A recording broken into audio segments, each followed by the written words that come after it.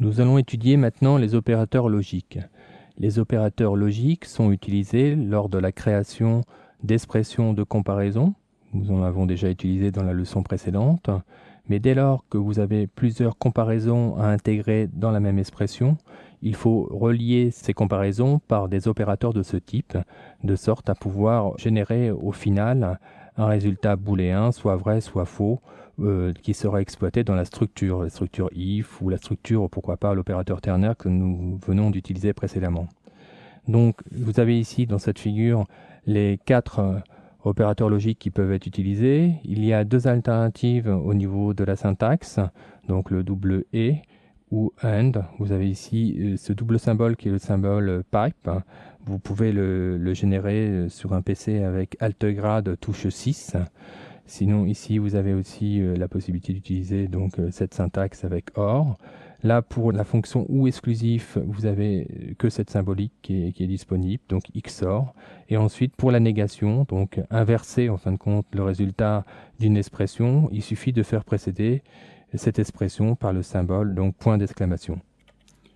Pour appliquer ces opérateurs logiques, je vous propose de revenir sur le petit exercice que nous avons réalisé avec l'opérateur de comparaison que nous allons modifier. Nous allons reprendre donc la même structure, l'écho ici en l'occurrence, et nous allons modifier le système pour créer une petite application qui va tester l'identification d'une personne.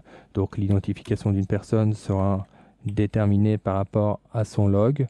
Nous allons donc par exemple créer un log, simuler la création d'un log. Évidemment, ça ne sera pas comme ça dans la réalité, mais là, ce n'est qu'un exercice de simulation.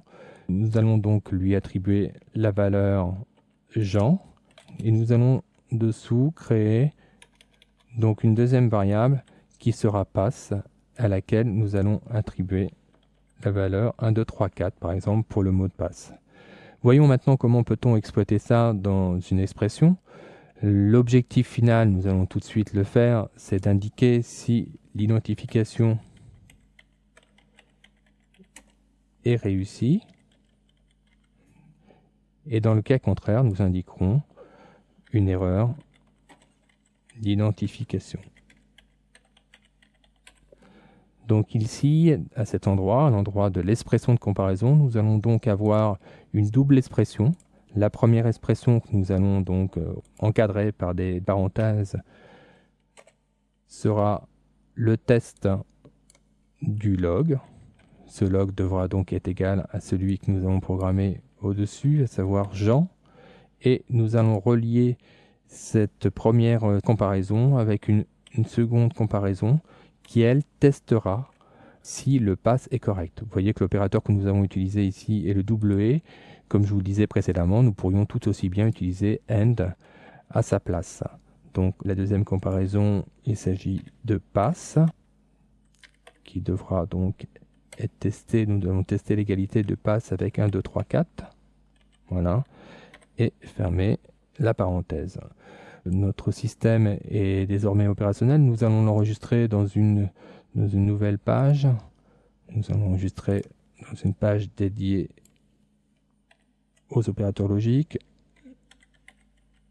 Voilà.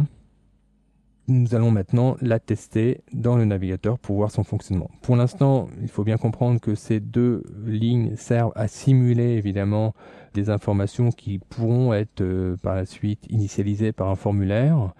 Nous allons commencer par une simulation d'une identification réussie et nous verrons dans un second temps si le log ou le mot de passe est incorrect, ce qu'il se passe. Passons maintenant dans le navigateur pour tester notre système.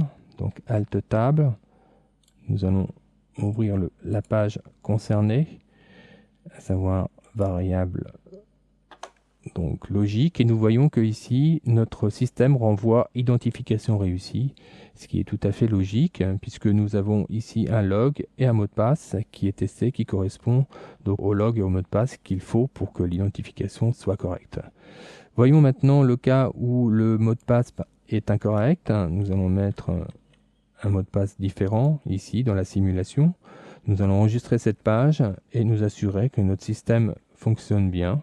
À savoir, si j'actualise la page maintenant, j'ai bien une erreur d'identification qui est renvoyée.